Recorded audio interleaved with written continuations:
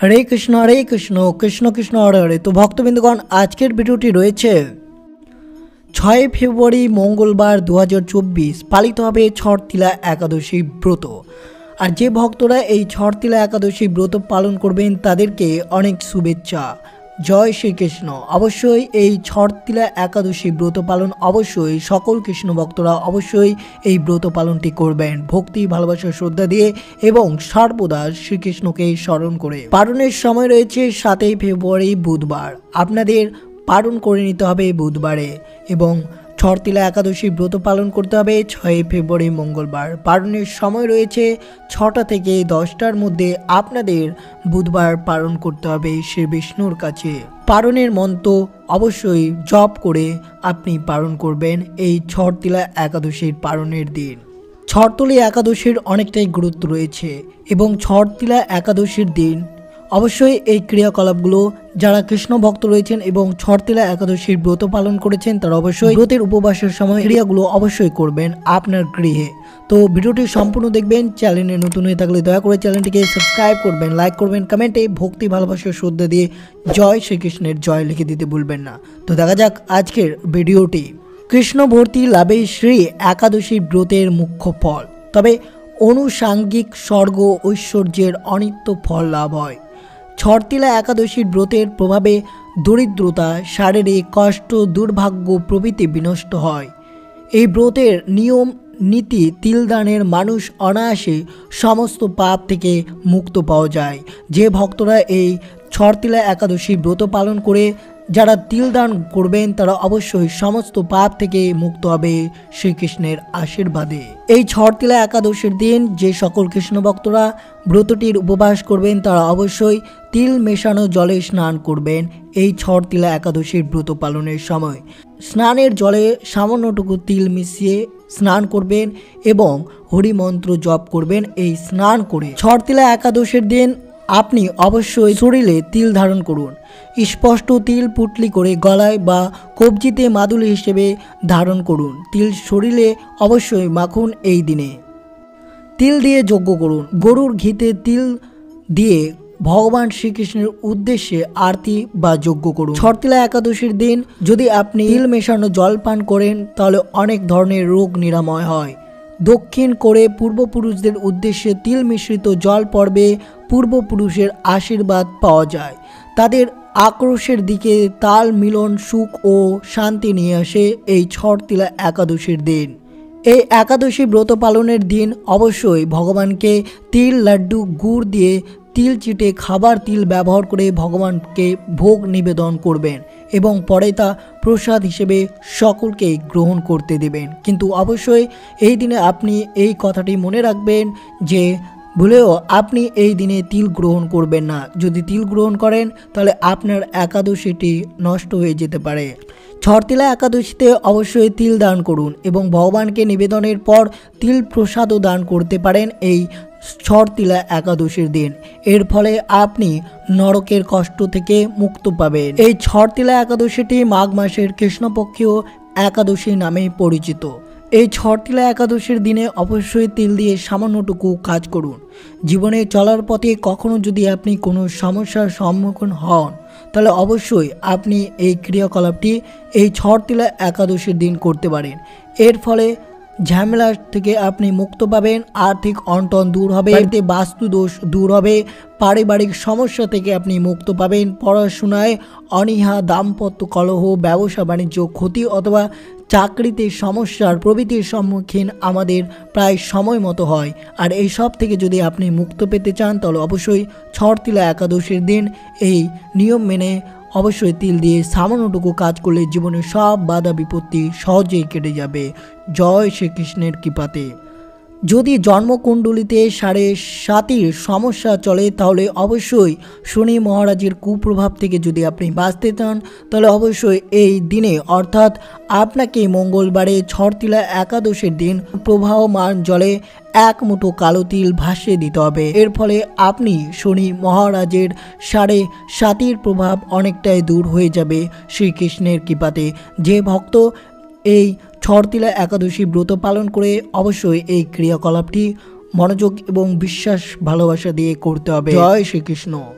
এই ছটতিলা একাদশীর দিন আপনি যদি পারেন অবশ্যই ঘিয়ের প্রদীপ জ্বালিয়ে তার কিছুটা কালো তিল দিয়ে অসুস্থ গাছের নিচে রাখতে পারেন, তাহলে আর্থিক দিক থেকে অনেকটাই উন্নতি ঘটবে। অবশ্যই আপনি যখন প্রদীপ জ্বালাবেন, তবে যদি পারেন তো অবশ্যই তেল দিয়ে এই অসুস্থ গাছের নিচে প্রদীপ জ্বালাতে ভুলবেন না এই ছটতিলা একাদশীর দিন। বাড়িতে যদি আর্থিক অনটন থাকলে এক মুঠো কালো তিল একটি কালো কাপড়ে বেঁধে যে কোনো ব্যক্তিকে দান করতে পারেন এই ছটতিলা একাদশীর দিন।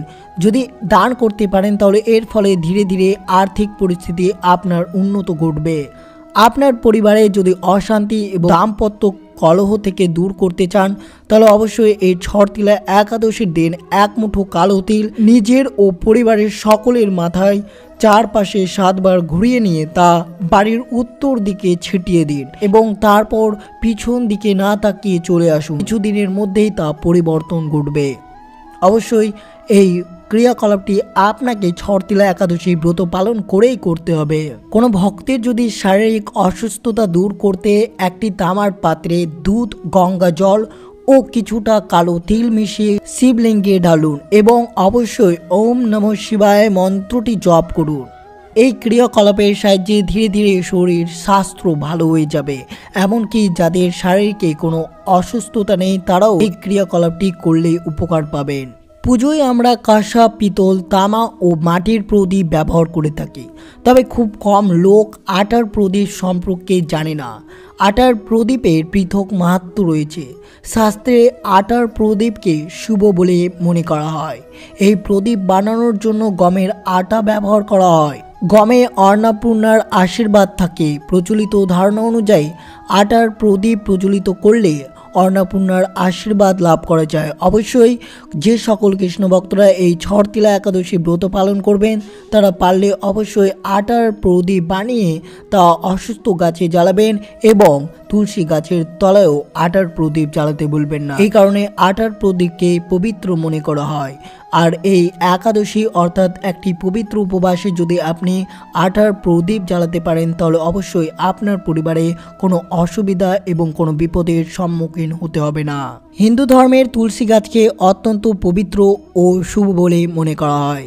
সেই কারণে গৃহস্থ বাড়িতে তুলসী গাছ পোঁতা হয় এবং প্রতিদিন এর পুজো করা হয়। তার পাশাপাশি সকল ভক্তরা এই একাদশীর দিন তুলসী পুজো করে থাকেন, কারণ মনে করা হয় তুলসী গাছে স্বয়ং লক্ষ্মী ও নারায়ণের বাস। সেই কারণে তুলসী গাছকে গৃহস্থের বাড়িতে রেখে প্রতিদিন এর পুজো করার বিধি রয়েছে শাস্ত্রে। প্রতিদিন ভক্তি ভরে তুলসী গাছের পুজো করলে শ্রী বিষ্ণু যেমন খুশি হন তেমনই এর ফলে তুষ্ট হয়ে আশীর্বাদ বর্ষিত করেন মা লক্ষ্মী। ধর্মীয় দিক থেকে তুলসী গাছের যেমন বিশেষ মাহাত্ম্য রয়েছে তেমনই বৈদিক জ্যোতিষেও তুলসী গাছের অত্যন্ত গুরুত্বপূর্ণ রয়েছে। অবশ্যই ছটতিলা একাদশীর দিন তুলসী গাছে এই ক্রিয়াকলাপটি মোটেই করতে ভুলবেন না। যারা করবেন তারা অবশ্যই সুখ সমৃদ্ধি এবং অর্থনৈতিকের সুখ সুবিধা পাবেন। মা লক্ষ্মী আপনার ওপর সদয় হতে পারেন, তেমনই প্রীতি হবেন সম্পদের দেবতা কুবের। মনে করা হয় যদি এই ক্রিয়াকলাপটি যদি শুভ দিনে করলে কুবের দেবতা নিজের সম্পদের ভাণ্ডার খুলে দেন সেই ব্যক্তির জন্য। অবশ্যই ছটতিলা একাদশীর দিন তুলসী গাছের গোড়ায় জল দিন এবং প্রতিদিনের মতো এই দিনেও আপনি পুজো করুন। এর ফলে বাড়ি থেকে নেগেটিভ এনার্জি দূরে সরে যাবে এবং সংসারে সমৃদ্ধি আসবে। এর ফলে লক্ষ্মী নারায়ণের আশীর্বাদ খুব তাড়াতাড়ি সহজেই লাভ করা যাবে। তুলসী গাছের পাতা মূল অত্যন্ত গুরুত্বপূর্ণ। তুলসী গাছের গোড়ায় স্বয়ং শালিগ্রামের বাস থাকে, তাই তুলসী গাছের গোড়ায় প্রতিদিন জল ঢাললে অর্থভাগ্য খুলে যাবে এবং দুর্ভাগ্যকে আপনি অনায়াতে পরাজিত করতে পারবেন। এই বিষয়টি আপনাকে মনে রাখতে হবে, ভুলেও একাদশীর দিন তুলসী গাছ স্পর্শ করবেন না। অবশ্যই তুলসী গাছ স্পর্শ করতে নয়। যে ভক্তরা একাদশী ব্রত পালন করে থাকবেন এই বিষয়টি আপনাকে মনে রাখতে হবে। এই একাদশীর দিন তুলসী পাতা ছেঁড়া উচিত নয়। এছাড়াও তুলসীর তলায় প্রদীপ দেখানোর সময় ভুলেও তুলসী গাছ স্পর্শ করবেন না। তুলসী গাছের গোড়ায় আটা দিয়ে প্রদীপ তৈরি করে সেই প্রদীপ জ্বালান। পরের দিন এই আটার প্রদীপ কোনো গরুকে খাইয়ে দিন। তুলসী গাছের পুজো করার সময় ওম নমো ভগবতে বাসুদেবায় নমঃ মন্ত্রটি জপ করুন এই ছটতিলা একাদশীর দিন। প্রতিদিনের মতো একাদশীর দিন তুলসী গাছের সামনে এই মন্ত্রটি পারলে 108 বার অবশ্যই জপ করবেন। এর ফলে আপনার জীবনে সমস্যা আসুক না কেন তার সমাধান হওয়া নিশ্চিত। সংসারে যদি আপনি শ্রীবৃদ্ধি করতে আটা দিয়ে তৈরি একটি প্রদীপ ঘি ঢেলে সেই প্রদীপ সন্ধেবেলা তুলসী গাছের গোড়ায় জ্বালিয়ে দিন। এর মধ্যে 1 চিমটে হলদি দিয়ে তুলসী গাছের গোড়ায় রেখে দিন। মনে রাখবেন এই প্রদীপ যেন উত্তর দিকে মুখ করে জ্বালানো হয়। দুর্ভাগ্য যদি আপনার পিছু না ছাড়ে তাহলে এই ছটতিলা একাদশী তিথিতে তুলসী গাছে একটু গুড় নিবেদন করুন। এর ফলে সৌভাগ্য লক্ষ্মী আপনার প্রতি সদয় হবেন। হিন্দু শাস্ত্রে রয়েছে একাধিক পুজোর উল্লেখ। 33 কোটি শক্তির পুজোয় উল্লেখ আছে শাস্ত্রে। পূর্ণিমা, অমাবস্যা এবং একাদশীর সময় দেখে নির্দিষ্ট করা হয় এই সকল তিথি। শাস্ত্রে প্রতিটি দেব দেবীর পুজোর জন্য আলাদা আলাদা তিথির উল্লেখ আছে। তেমনই রয়েছে নানান ক্রিয়াকলাপ, তেমনই বর্ণিত রয়েছে গাছেরও গুরুত্ব। শাস্ত্রে তুলসী গাছের মতোই কলা গাছের গুরুত্ব বিস্তর। অবশ্যই এই ছটতিলা একাদশীর দিন কলা গাছের পাতা ব্যবহৃত করুন। অনেকের বাড়িতে কলা গাছ থাকে, তবে কলা গাছ রাখলে মেনে চলতে হবে এই কয়েকটি নিয়ম। ছটতিলা একাদশীর দিন যদি পারেন কলা গাছের কাণ্ডে একটি হলুদ সুতো বেঁধে রাখুন। এতে সংসারের সকলেই মঙ্গল হবে, দূর হবে যে কোনো বাধা। পারলেই ছটতিলা একাদশীর দিন কলার গাছের গোড়ায় জল দিয়ে আসুন, কিন্তু কলা গাছের সবসময় পরিষ্কার জল ঢালবেন। ভুলেও নোংরা জল দেবেন না এই গাছে, এতে অমঙ্গল নেমে আসতে পারে আপনার পরিবারে। এই ছটতিলা একাদশীর দিন কলা গাছকে হলুদ দিয়ে পুজো করুন, ঘি দিয়ে প্রদীপ জ্বালান। কলা গাছ বাড়িতে থাকলে অবশ্যই সংসারের সকলের মঙ্গল হবে এই ক্রিয়াকলাপটির ফলে। এর সাথে কোষ্ঠীতে বৃহস্পতি দুর্বল থাকে, তা কেটে যাবে খুব সহজেই। এই ছটতিলা একাদশীর দিন কলা গাছ রোপণ করতে চাইলে অবশ্যই করতে পারেন। কলা গাছ বাড়ির সামনে লাগাবেন না। শাস্ত্রের মতে সবসময় বাড়ির বাগানে কলা গাছ লাগানো উচিত, তা না হলে সংসারে অমঙ্গল হতে পারে।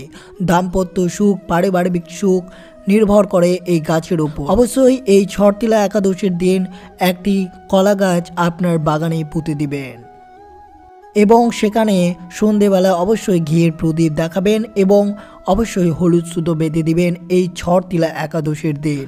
জয় শ্রীকৃষ্ণ।